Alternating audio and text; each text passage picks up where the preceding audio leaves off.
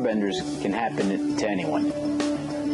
In most cases, after a simple fender bender, the plastic tabs holding your bumper in place tend to break. And sadly, 95% of the repair shops will tell you that these tabs just can't be repaired. They'll tell you you need to replace your bumper.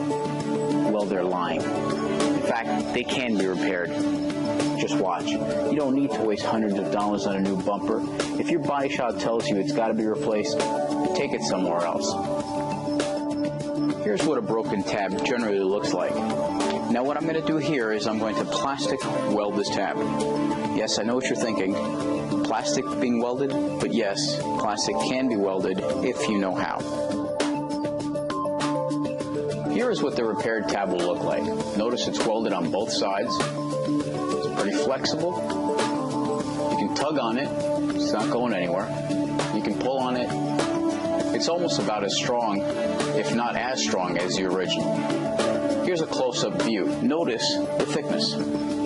I've added enough plastic in there where it's actually now thicker than it was originally. It's a little rough. It needs to be ground down a little bit more to get the desired thickness. But you'll also notice that it's quite flexible. See, I'm folding it over in and of itself, onto itself. But again, notice the thickness. That's real plastic, folks. The same type of plastic that was on that bumper when it left the factory.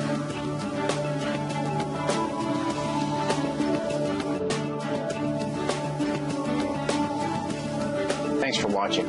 The next time your bumper needs to be repaired, call us first. We guarantee you'll save a couple $100 by repairing instead of replacing your bumper. Call us at 954-476-1422 or visit us on the web at www.autosfla.com. Thanks again for watching.